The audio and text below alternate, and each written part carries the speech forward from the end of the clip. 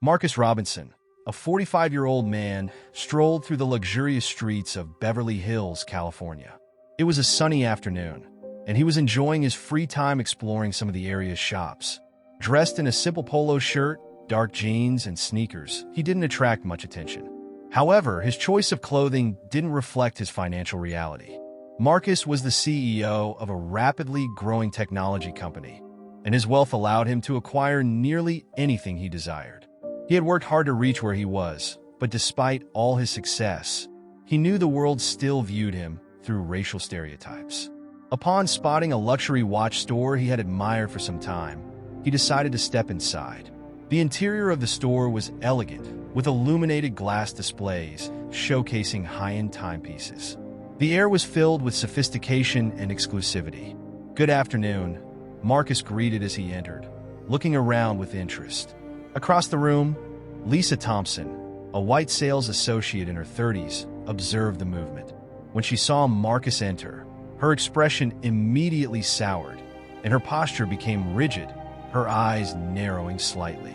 In her mind, Marcus didn't fit the typical profile of her customers. She forced a weak smile and gave a vague wave, avoiding direct eye contact. Marcus noticed the reaction but chose to ignore it, focusing on the displayed watches. Another customer, a white man in a suit, walked into the store shortly afterward. Lisa immediately changed her demeanor, walking over to him with a radiant smile. "Welcome to our store, sir. How can I assist you today?" she asked, her voice smooth and friendly. Marcus watched closely, noting the stark difference in treatment.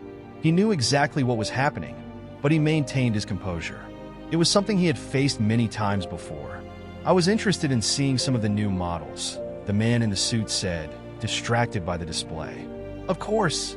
We have a new collection that arrived this week. I'll bring out some models for you to look at," Lisa responded, almost completely ignoring Marcus's presence in the store. As she headed to the stockroom, Marcus approached another display, admiring a particular watch, an exclusive and very expensive model. He had always wanted a watch from that brand, and today seemed like the perfect day to finally purchase one. "Excuse me," Marcus said, approaching Lisa when she returned with a tray of watches for the other customer. "I'd like to see that specific watch over there, please." Lisa stopped and looked at him, her expression a mix of surprise and skepticism. She assessed Marcus from head to toe, and what she said next was tinged with condescension. "That watch is quite expensive," she said, her voice carrying a patronizing tone. "Perhaps I can show you some more affordable models that might better suit your budget." Marcus felt a knot in his stomach, but didn't lose his composure. He had heard similar comments before, but never let them rattle him. Keeping his voice steady, he replied, "I'd like to see that specific watch, please." Lisa hesitated, clearly uncomfortable with the situation, but before she could respond, the store manager, who had been in the back, noticed what was happening and approached. "Good afternoon, sir," the manager said, smiling at Marcus. "Is there something specific you'd like to see?" Marcus looked directly at Lisa before turning his attention back to the manager. "Yes, I'd like to see that watch over there, if it's not too much trouble." The manager noticed the tension and quickly retrieved the watch from the display, handing it to Marcus with a smile. "This is one of our most exclusive models. I'm sure you'll like it." Marcus held the watch, examining it carefully, but his mind was still on how he had been treated. He knew the moment of truth was approaching, and he had no intention of letting it pass unnoticed. Marcus Robinson continued to examine the watch the manager had handed him, while Lisa Thompson watched from a distance, still incredulous. She couldn't understand why the manager was wasting time with someone who, in her opinion, clearly couldn't afford such an expensive item. But even with her doubt, she remained silent. The manager, recognizing Marcus's genuine interest, smiled and began explaining the watch's features. "This model is a limited edition, with only 50 units in the world. The case is made of white gold, and the internal mechanism is one of the most precise we've ever produced." Marcus nodded, admiring the piece. He was already well acquainted with the brand and knew exactly what he was buying, but he let the manager continue, appreciating the courteous service. Meanwhile, Lisa attended to other customers, but her eyes frequently darted back to Marcus. She was helping a couple who had entered the store shortly after Marcus, offering them her best smile and full attention. "What do you think of this model?" Lisa asked the couple, showcasing a mid-range watch. "It's elegant and versatile, perfect for any occasion." The couple smiled and showed interest, and Lisa continued to praise the watch, making comments about how it suited their style. Marcus watched from the corner of his eye, noticing how Lisa made an extra effort to please those she considered worthy clients. After a few minutes, the couple decided to buy the watch, and Lisa accompanied them to the checkout, beaming. When she returned, she found Marcus still talking with the manager.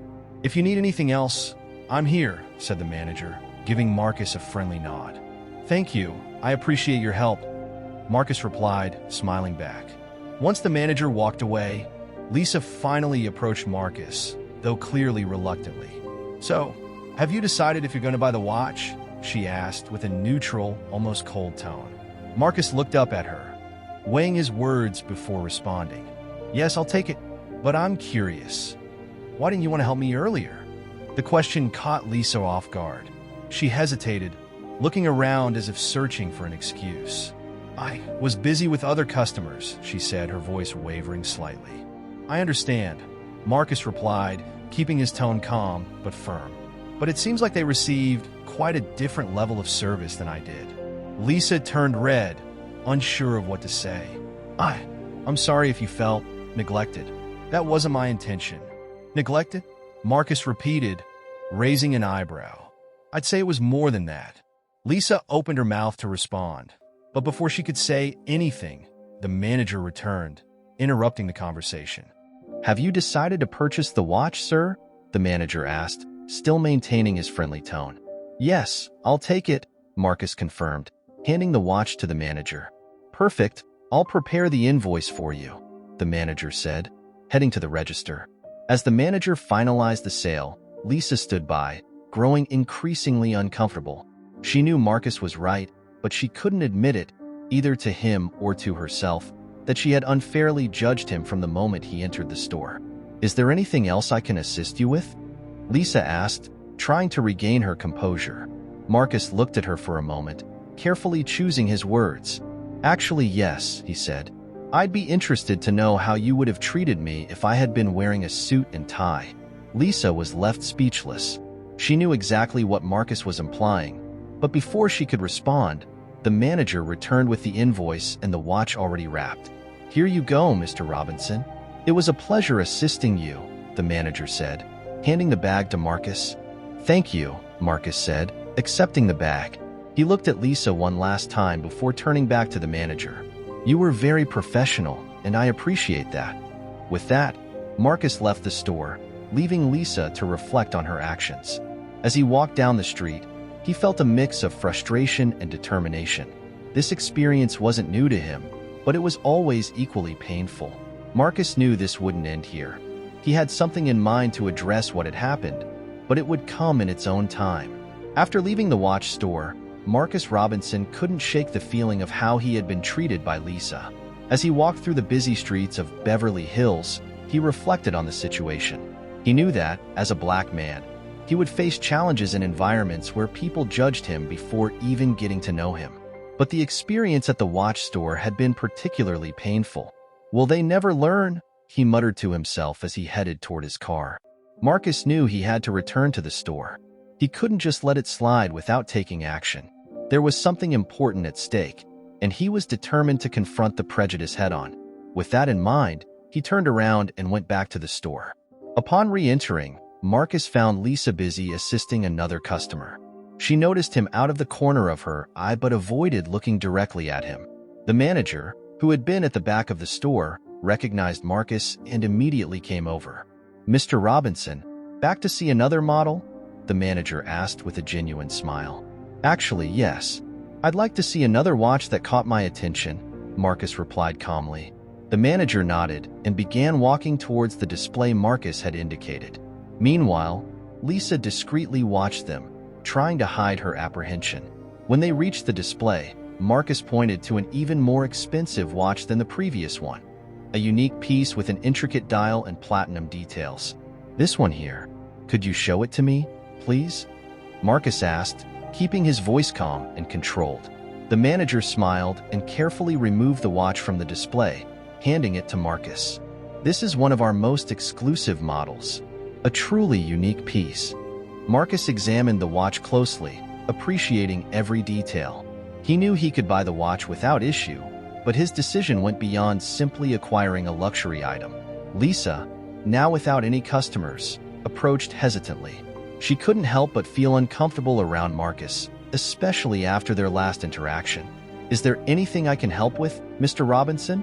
she asked, trying to sound professional, though her voice betrayed a hint of nervousness. Marcus looked up at her, maintaining a neutral expression. "Yes, actually, I'd like to know why you treated me so differently before." Lisa froze, the words catching in her throat. She felt Marcus's intense gaze on her, waiting for a response she struggled to find. I didn't mean to offend. I just thought maybe you were looking for something different," she said, struggling to find the right words. "Something different?" Marcus repeated, not hiding his disbelief. "Didn't you think for a moment that I might be interested in exactly that type of watch?" Lisa looked away, her hands trembling slightly. She knew there was no good answer to give. Anything she said would only make things worse. The manager, noticing the discomfort of the situation, intervened. "Mr. Robinson, we apologize for any misunderstanding. I assure you that our goal is always to provide the best service possible."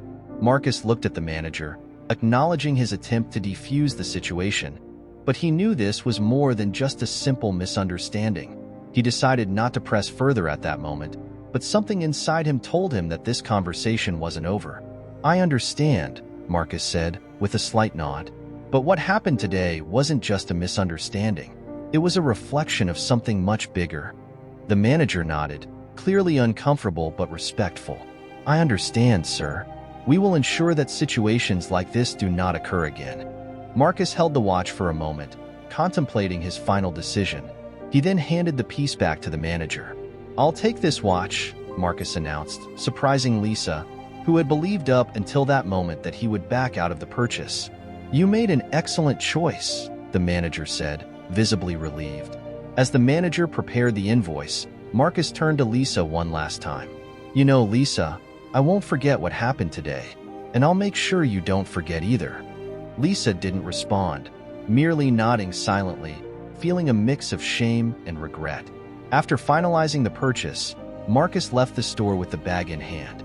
As he walked down the street, he knew this wouldn't be the last time he dealt with prejudice. But he also knew that with each new experience, he was better prepared to face it head-on, and that his actions could inspire the change he wanted to see in the world. Marcus Robinson drove back to his home in silence, but his mind was racing. The experience at the watch store wouldn't let him rest.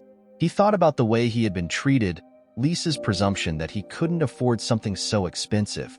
It troubled him deeply, not just for the personal insult, but because he knew many others faced the same kind of discrimination daily. When he got home, he placed the bag with the watch on the table and stared at it for a moment, lost in thought. Then he picked up the phone and made a call. "Good afternoon. This is Marcus Robinson," he said when the call was answered. "I'd like to schedule a meeting with the management of the watch store in Beverly Hills. It's urgent." The next day, Marcus returned to the store, this time dressed in a sharp business suit, complete with polished leather shoes. He was determined to address both Lisa and the management about the previous day's events, aiming to highlight not only the seriousness of the situation, but also the need for change. Upon entering, the atmosphere seemed to shift. The same store that had previously greeted him with suspicion now welcomed him with deference. The manager, already familiar with Marcus, approached him immediately. "Mr. Robinson, it's a pleasure to see you again. How can we assist you today?" The manager appeared relieved yet nervous. "I'm here for a meeting with the management," Marcus stated firmly. "Of course, I'll let them know you've arrived," the manager replied, quickly heading to the phone to inform the board. As he waited, Marcus noticed Lisa in the back, busy with another customer. When she saw him, she paused for a moment, visibly uncomfortable, but kept her distance. Marcus knew she was aware of the reason for his return. A few minutes later, Marcus was escorted to a meeting room on the upper floor of the store. Upon entering, he was greeted by 3 board members, all visibly concerned. "Mr. Robinson, thank you for coming," Please, have a seat. One of the directors said, extending a hand. We understand there was an incident yesterday, and we would like to hear directly from you what happened. Marcus sat down and looked at the directors. He knew this was the moment to be clear and direct. What happened yesterday was not an isolated incident. It was a reflection of a much larger and deeper issue. I was treated with disdain and prejudice by one of your employees, Lisa, simply because of my appearance. The directors exchanged worried glances. We deeply regret that this happened, Mr. Robinson. I assure you this is not the experience we want our customers to have in our store, the lead director said. Marcus remained calm. I believe you genuinely don't want this, but the fact is it happened, and I can't simply ignore it. This isn't just about me. It's about how we treat people, about the assumptions we make based on racial stereotypes. The lead director nodded, visibly troubled. We are prepared to take the necessary steps to correct this, Mr. Robinson. Please tell us what we can do. I'm willing to work with you to implement a diversity and inclusion training program, Marcus said with a serious tone. This kind of behavior needs to be addressed and corrected, and it starts with education and awareness. The directors listened attentively, and the lead director finally spoke. We greatly appreciate your willingness to help. We will organize this training immediately and ensure that all staff, including Lisa, participates. Marcus nodded. I'm doing this not just for myself, but for everyone who faces the same type of discrimination daily. And I hope that by doing this, we can start changing the culture, not just here, but in all stores. We'll make sure that happens, Mr. Robinson, the director said with determination. With the meeting concluded, Marcus left the room knowing he had taken an important step. However, as he descended the stairs and returned to the main floor, he encountered Lisa, who was now clearly waiting for him. Mr. Robinson, I wanted to apologize for what happened, she said, nervous but sincere. I know I acted wrongly, and I am truly sorry. Marcus looked at her for a moment, seeing that her words were genuine. He knew that the path to change began with acknowledging mistakes. I appreciate your apology, Lisa, he said calmly. But remember, regret is only the first step. What matters most is what you do from here on out. Lisa nodded, feeling the weight of Marcus's words. I promise I will change. Marcus gave a faint smile, though still serious. I hope so, for everyone's sake. As Marcus left the store for the second time, he felt a sense of accomplishment. He knew that the fight against prejudice was long and difficult, but he was determined to continue fighting, both for himself and for those who still didn't have a voice. Marcus Robinson left the board meeting with a sense of duty fulfilled, but he knew there was still much to be done.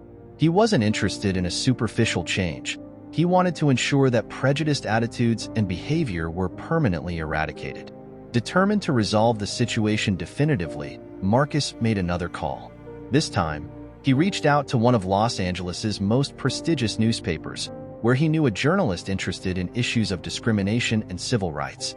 Hello, James, Marcus said when the journalist answered. I have a story that might interest you. It involves prejudice at one of Beverly Hills's most luxurious stores. Marcus, of course, I'm listening. Can you give me more details? James replied enthusiastically. Marcus recounted the events of the past few days, from the initial treatment he received at the store to the meeting with the board and their commitment to implementing a training program. James listened attentively, taking notes. This is huge, Marcus, James said. We need to expose this kind of behavior, especially at such an influential place as Beverly Hills. We'll make sure more people know what happened. Exactly, Marcus responded. It's not just about me, but about everyone who faces this type of prejudice daily. I want this to serve as an example and promote real change. After hanging up, Marcus knew that making the incident public would attract more attention to the issue, but he was prepared for the consequences. He was determined to ensure that the experience served as a lesson for others. The following day, Marcus returned to the store to oversee the initial steps of the training program he had suggested. As he walked in, he noticed a different atmosphere. The staff seemed more tense, aware that something significant was about to happen. Lisa, who was at the store entrance, looked at Marcus with a mix of nervousness and respect. She knew that the impact of her actions extended far beyond that store, and that he was determined to drive change. Mr. Robinson, Lisa said, in a tone softer than usual. "We're ready to start the training. All the staff is here." Marcus nodded and was led to the room where the training would take place. There, he found all the employees gathered, including the board members. A diversity and inclusion consultant was present to lead the sessions, and Marcus would be making an introduction. Before the consultant began the training, Marcus stood up and looked at everyone present. He knew this moment was crucial for the transformation he hoped to see. "Good morning, everyone," Marcus began, with a firm voice. "I'm here today because I believe we can all learn from our experiences. What happened to me in this store was painful, but it was also an opportunity. An opportunity to reflect on how we treat people and the biases we carry, often without realizing it." Lisa's eyes were fixed on Marcus, and she felt a wave of guilt, remembering how she had judged and treated him. "I'm not here to point fingers or shame anyone," Marcus continued. "I'm here because I believe in change. I believe we can improve, and that starts with acknowledging our mistakes and being willing to learn from them." The consultant then took over, explaining the importance of the training and what would be covered in the sessions. Marcus watched as the employees listened attentively, some with uncomfortable expressions, others with genuine curiosity. After the introduction, Marcus prepared to leave, but before he could, Lisa approached him. "Mr. Robinson," she said, her eyes welling up, "I wanted to thank you for giving us this chance. I feel awful about what happened, and I promise I'm going to change. Honestly." Marcus looked at Lisa and, for the first time, saw someone willing to evolve. He nodded but spoke firmly. "Lisa, change begins with recognition, but what really matters is what you do from here on out. I hope you and everyone in this room take this seriously." Lisa nodded, determined. "I'll do my best, Mr. Robinson. And again, I'm sorry." Marcus gave a small smile, a gesture of encouragement, before leaving the store. As he walked through the streets of Beverly Hills, he felt a sense of relief. He knew there was still much to be done, but this was the first step of many. And as he continued on his way, Marcus knew that, despite the ongoing presence of prejudice, he was not alone in the fight to change it. He had a voice, power, and more importantly, he was using both to make a difference. Days after the training began, Marcus Robinson felt it was time to return to the luxury store in Beverly Hills. He wanted to see firsthand how the process was unfolding and whether attitudes within the store were genuinely changing. Dressed casually once more, he entered the store without the weight he had felt during his previous visits, but with a keen and critical eye. Upon entering, Marcus was greeted by the manager, who seemed to be expecting him. "Mr. Robinson, it's good to see you again," the manager said with a tense smile. "I hope you're satisfied with the progress of the training so far." "I'm here to observe," Marcus replied with a neutral tone. "I want to see how things are progressing." As they spoke, Lisa Thompson, the sales associate who had treated Marcus with disdain during his first visit, appeared in the background. Upon seeing him, she hesitated for a moment, but then took a deep breath and approached. "Mr. Robinson," she said, her voice mixing nervousness and determination, "I'd like to speak with you, if I may." The manager, recognizing that the conversation was important, signaled to Marcus, indicating he would leave the two of them alone. Marcus nodded and, with a firm gaze, turned his attention to Lisa. "Yes, Lisa, what would you like to discuss?" Marcus asked, crossing his arms and maintaining a calm but assertive tone. Lisa took a deep breath before speaking. I want to apologize again. But more than that, I want to explain what's happened with me over the past few days. The training, it made me realize things about myself that I wasn't willing to admit." "Go on," Marcus said, encouraging her to continue. "I always thought I was treating everyone fairly, but I realized I was fooling myself," Lisa admitted, her voice trembling. "I didn't see how my biases were influencing the way I treated people. When you first walked in, I judged you by your appearance, and that was wrong. I felt superior for some reason, as if you didn't have the right to be here, and that deeply embarrasses me." Marcus kept his gaze fixed on her, noting the sincerity in her words. He knew this was a difficult revelation for Lisa, but also understood it was a necessary step toward change. "And now, what are you going to do with this knowledge?" Marcus asked, keeping his emotions in check. Lisa swallowed hard before answering. "I want to be better, Mr. Robinson. I want to treat everyone with the respect they deserve, no matter who they are or how they look. The training opened my eyes, but I know it's my responsibility to keep learning and changing my attitudes. You understand this isn't just about a training session or apologizing to me? Marcus asked, his voice firm. It's about how you will act from now on, not just with me, but with everyone who comes into this store. It's about recognizing the humanity in each person. Yes, I understand, Lisa said, her eyes filled with regret. And I promise you that I am committed to changing. I don't want anyone else to go through what you did here. Marcus watched her for a moment, assessing her words and demeanor. He knew Lisa was being sincere, but also understood that actions speak louder than words. I accept your apology, Lisa, he said finally, his voice soft but serious. But remember, the real test is how you will act from here on out. I will be watching, and I hope you keep your word. Lisa nodded, grateful for the chance at redemption. I will do my best, Mr. Robinson. Thank you for giving me this chance. Marcus gave a small nod, signaling that the conversation was over. As he left the store, he felt a mix of emotions. Part of him was relieved to see that Lisa seemed to be on the right path, but another part knew that the road to true cultural change was long and filled with challenges. As he walked through the bustling streets of Beverly Hills, Marcus reflected on the importance of confronting prejudice, even in the small interactions of daily life. He knew he had made a difference in that store, but was aware that the fight against racism and discrimination was much larger, and he was determined to continue that battle wherever it was needed. Marcus Robinson left the watch store with a weight on his chest, reflecting on the conversation he had with Lisa. Though he knew she was genuinely remorseful, the experience still left a bitter taste. He was familiar with racism, having faced it throughout his life, but the pain never lessened. Instead, each new situation seemed to revive the wounds of the past. Back in his office in Los Angeles, Marcus sat in his leather chair and looked out the window, contemplating the cityscape. He had everything a man could desire: success, wealth, respect, but still, prejudice and discrimination followed him like a shadow. His phone rang, pulling him from his thoughts. It was his assistant, Michelle. Mr. Robinson, you have a meeting with the board at 3 this afternoon. Is everything set for that? Michelle asked, her voice calm and efficient as always. Yes, Michelle, everything is set, Marcus replied, trying to push away the somber reflections. Thanks for the reminder. After hanging up, Marcus stood and walked to a bookshelf where he kept a photo of his mother. She always told him to never forget where he came from and to always fight for justice. He picked up the photo and smiled sadly. I'm trying, Mom, he murmured to himself. I'm trying. He put the photo back and sat down again, resolved to take concrete action regarding the experience he had endured. He couldn't let this incident be just another story about prejudice lost to time.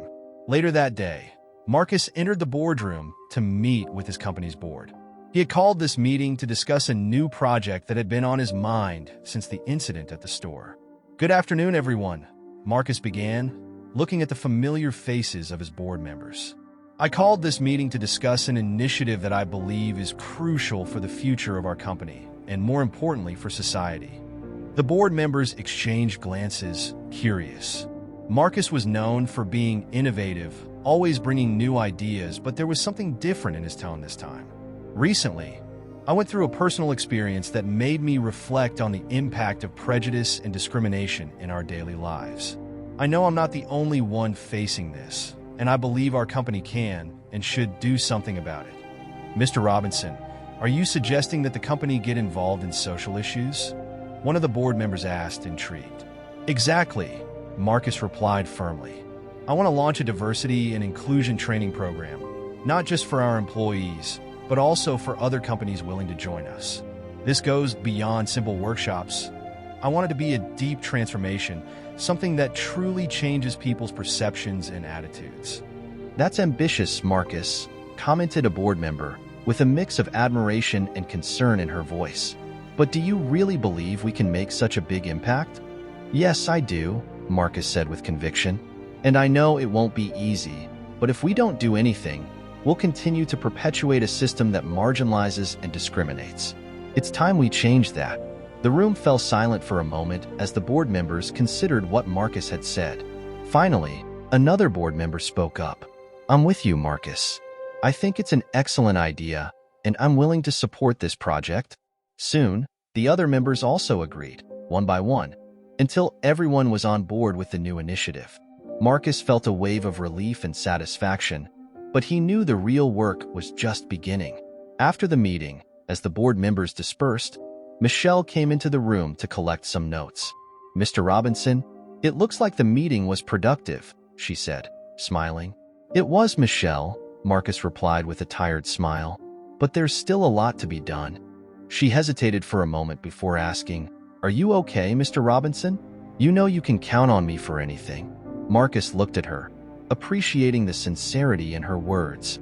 I'm fine, Michelle. Just dealing with some personal things, but I appreciate the offer. He left the meeting room and returned to his office, knowing that despite the bitter reflections the experience had brought, he was on the right path to turning that pain into something positive, something that could make a difference in many lives. Days after the board meeting, Marcus Robinson felt ready to take the next step. He knew it wasn't enough just to reflect on the prejudice he had faced. Action was needed to combat this reality. So, he decided to make a surprise visit to the Beverly Hills watch store. When Marcus entered the store, he was immediately recognized by the manager, who hurried to greet him. Mr. Robinson, it's a pleasure to see you again. How can we assist you today? Hello, Marcus said in a polite but direct tone. I'm here to discuss a proposal. The manager seemed surprised but indicated for Marcus to follow him to a meeting room at the back of the store. Upon entering, Marcus noticed Lisa was there, visibly nervous but also determined to show that she was making changes. Please, have a seat, the manager said as Marcus took a seat at the table. What is this proposal about? Marcus looked at Lisa for a moment before turning his attention back to the manager. I came here to offer an opportunity for all of you, he began. What happened during my last visit wasn't just an isolated incident. It's a reflection of a larger problem that we, as a society, need to address. Lisa lowered her eyes, still feeling the shame of what she had done. Marcus noticed but continued, I've decided that instead of just moving on, I want to help change things for the better. My company is developing a diversity and inclusion training program, and I'd like your store to be one of the first to participate. The manager looked visibly surprised. Mr. Robinson, that's a very generous offer. But do you really think we need this kind of training? I mean, what happened was unfortunate, but it's not just about what happened to me, Marcus interrupted, his voice firm. It's about ensuring that everyone who walks through these doors is treated with respect and dignity, no matter who they are or how they appear. Lisa finally looked up, meeting Marcus's gaze.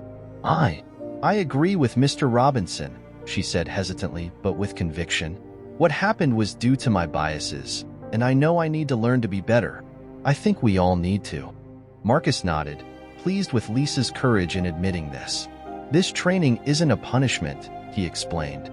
It's an opportunity to grow, to understand different people's experiences, and to ensure that this is reflected in customer service and workplace culture. The manager pondered for a moment before responding. This is something we've never considered before, but I understand its importance. Mr. Robinson, on behalf of the store, thank you for this opportunity. We'll accept your proposal and participate in the program. Marcus smiled slightly. I'm glad to hear that. My goal is to ensure that no one else goes through what I went through here. True change begins with education and the willingness to do things differently. After the meeting, Lisa approached Marcus as he was preparing to leave. Mr. Robinson, she began, her voice soft but resolute. I wanted to thank you for not giving up on me on us. I know I made a big mistake, but I want to change, and what you're offering is exactly what I need to become a better person. Marcus looked at her, seeing the sincerity in her eyes. Lisa, we all make mistakes, but what matters is what we do afterward. If you're truly committed to changing, then you're already on the right path. She smiled, a shy but genuine smile. I am, and I promise you I'll do my best. Marcus nodded and, with one last encouraging look, left the store. As he walked through the bustling streets of Beverly Hills, he felt a mix of satisfaction and responsibility. He knew he had taken a significant step in the right direction, but also that true change would come with time and ongoing effort. He wasn't just offering a training program.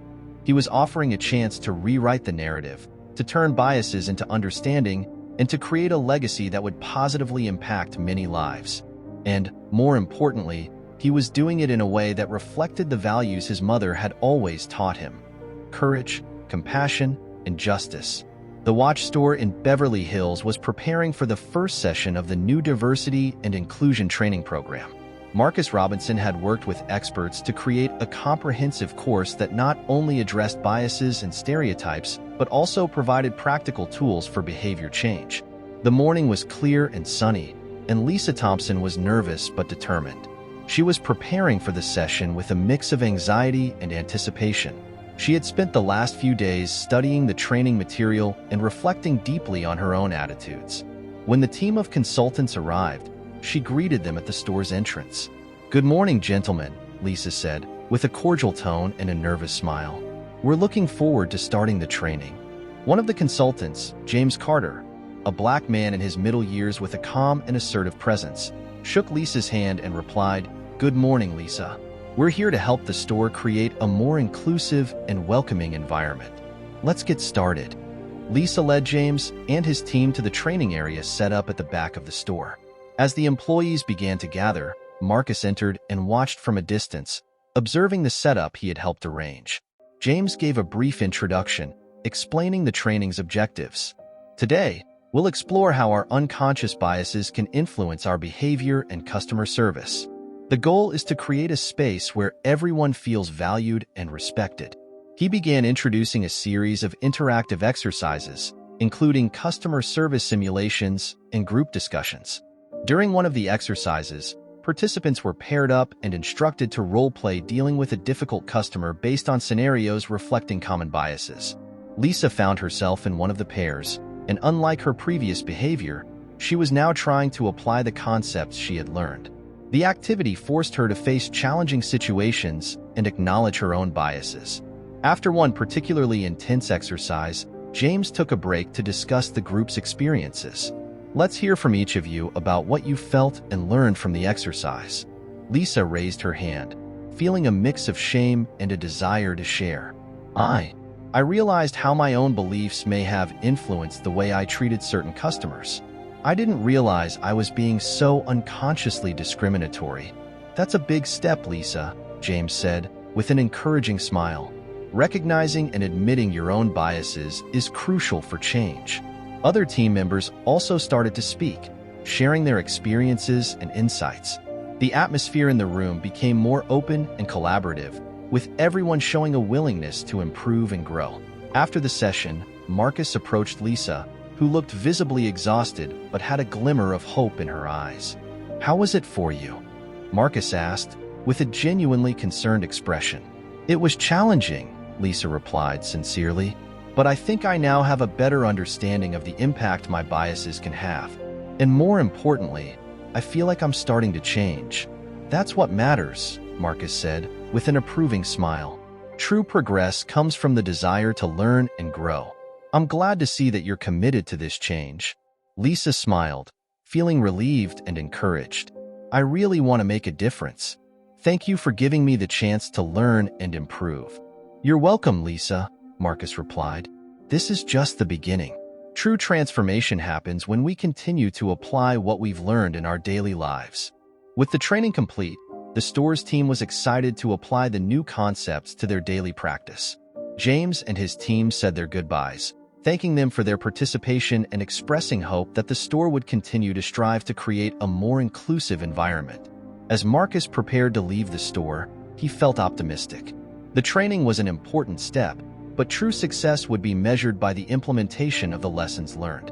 He knew there was still a long way to go, but he also knew that Lisa and the team's willingness to confront their biases was a promising sign that change was beginning. As he walked to the parking lot, Marcus reflected on how small actions could add up to create a significant impact. He was eager to continue his work and see how the store and other companies could transform, promoting a more just and inclusive environment for everyone. The weather was mild in Beverly Hills on the afternoon Marcus Robinson and Lisa Thompson met again. The charity event organized by Marcus was an effort to promote inclusion and social justice, and Lisa had been invited to participate as one of the store's representatives. The gala was held in an elegant event hall, decorated with soft hues and ambient lighting that created an atmosphere of sophistication and hope. There were tables filled with exquisite food and a stage where several speakers would discuss the importance of diversity and inclusion. When Lisa arrived at the event, her heart was racing. Although she was proud of the progress she had made, she knew there was still a long way to go. Marcus greeted her with a warm smile as she walked in. "Good morning, Lisa," Marcus said, extending his hand. "You look great. I'm glad you could make it." Lisa shook Marcus's hand, a bit nervous but also grateful. "Thank you, Marcus. It's a pleasure to be here and support such an important cause." "I really appreciate it," Marcus said, with a smile. "Let's enjoy the evening and show that we're all committed to making a difference." As the event progressed, Lisa had the chance to meet other guests and hear inspiring speeches. She was reflecting on the impact of Marcus's work and how the training had affected her perspective. During a break in the event, Lisa and Marcus found themselves in a more secluded corner of the hall. Lisa appeared contemplative, and Marcus noticed. "Lisa, is there something I can help with?" he asked, with a concerned tone. "I'm just thinking about how things have changed since our last conversation," Lisa said. "I really feel different, and it's amazing to see how people are responding to our efforts to create a more inclusive environment. But I also feel a bit unsure about the future. What if the change isn't permanent?" "I understand your concerns," Marcus replied. "Change is an ongoing process and, at times, challenging. The important thing is to stay committed and be open to continuous learning. Transformation begins with a single step, but it's sustained by ongoing effort and the willingness to stay the course." Lisa nodded, feeling a bit more relieved. "You're right. I just need to remember that progress takes time and that every small victory is a step in the right direction." "Exactly," Marcus said. "And the fact that you're here, participating and supporting the cause, is already a strong sign that the change is real." The main speech of the evening began, and the speaker praised everyone's efforts to promote inclusion and equality. Lisa was moved by the words and felt a renewed sense of purpose. After the speech, the event continued with a networking session, where Lisa met a group of people interested in learning more about the diversity training her store had implemented. She spoke enthusiastically about the challenges and successes, growing increasingly confident in her role as an advocate for inclusion. As the night drew to a close, Lisa found Marcus again, who was surrounded by others also enthusiastic about the cause. "Marcus, I really want to thank you for giving me this opportunity to participate and be part of something so important," Lisa said sincerely. "I feel like I'm making a difference, and that means a lot to me." Marcus smiled with pride. "Lisa, you're making a significant difference. What matters is the effort you put in every day to ensure that change continues. And remember, we're all in this journey together." Lisa smiled, feeling a deep sense of gratitude and hope. "Thank you, Marcus. I'll keep that in mind and continue working to make the change last." With that, Marcus and Lisa said their goodbyes, knowing the event had been a success not only in promoting an important cause, but also in strengthening each person's commitment to justice and inclusion. As Lisa headed home, she reflected on the night and the impact she was beginning to make. She was determined to keep making a difference and to inspire others to follow suit. Reconciliation and personal growth were just the beginning of a longer, more meaningful journey. Morning light gently streamed through the windows of Marcus Robinson's office in his elegant Beverly Hills building. It was a new day, and Marcus was reflecting on the journey he had undertaken. The story of the watch store and the transformation he had helped initiate was proof that change was possible, even when it began with a personal challenge. The phone rang, and Marcus answered. It was Lisa Thompson, her voice brimming with enthusiasm. "Good morning, Marcus. I hope you're doing well. I wanted to share some news with you." "Good morning, Lisa," Marcus replied, smiling. "What's the news?" "Actually, we had a meeting with the store management, and they are very pleased with the results of the training," Lisa said, her voice filled with joy. "Moreover, they've decided to implement an ongoing diversity and inclusion training program, not just for the staff, but also for the suppliers and business partners." "That's wonderful," Marcus exclaimed, clearly impressed. "That shows a true commitment to change. I'm so glad to hear that." Lisa continued, and more. The store has offered to sponsor a community event supporting education on racial equality. They want to use your experience and our story as an example of how teamwork and a willingness to learn can make a real difference. That's fantastic, Marcus said. These initiatives could inspire many other businesses and people to follow suit. Lisa paused and then spoke with a more reflective tone. I also want to thank you personally, Marcus. What you've done not only helped the store improve, but also changed my life. I'll never forget what I've learned and how it's impacted my view of the world. Lisa, that means a lot to me, Marcus replied sincerely. Seeing the positive impact of our actions is the most rewarding part, and that's what makes it all worth it. After the call, Marcus headed to a planning meeting for the next charity event. As he discussed details with his team, he felt energized, knowing he was contributing to a cause greater than himself. That evening, Marcus watched a local news broadcast where the watch store was featured. The news covered the community event sponsored by the store and the positive impact it was having on the community. Lisa was interviewed and spoke passionately about the importance of inclusion and how the store had transformed. Marcus watched with a smile, proud of what had been achieved. He knew there was still much work to be done, but the store's success and Lisa and the team's ongoing commitment were concrete evidence that their efforts were paying off. As the news segment ended, Marcus sat in his office and reflected on the legacy he was helping to build. What had started with a simple desire to correct a personal injustice had expanded into a significant impact. Marcus picked up the phone and called Lisa again. When she answered, he said, "Lisa, I just wanted to tell you how deeply proud I am of everything you and the team have accomplished. The legacy we're building together is bigger than I imagined, and it reflects the true spirit of change and growth." "Thank you, Marcus," Lisa responded, with an emotional tone. "This wouldn't have been possible without your support and vision. I'm looking forward to seeing what the future holds and continuing to work for a more inclusive world." "I am too," Marcus said. "Let's keep making a difference, one step at a time." With that, Marcus hung up, feeling inspired and renewed. He knew the journey toward justice and inclusion was an ongoing effort, but he was confident that with dedication and collaboration, they could create a lasting impact. As night fell over Beverly Hills, Marcus prepared for a new week of work, determined to continue his efforts to promote equality and understanding. The path was just beginning, but he was ready to face it with the same passion and commitment that had brought him this far.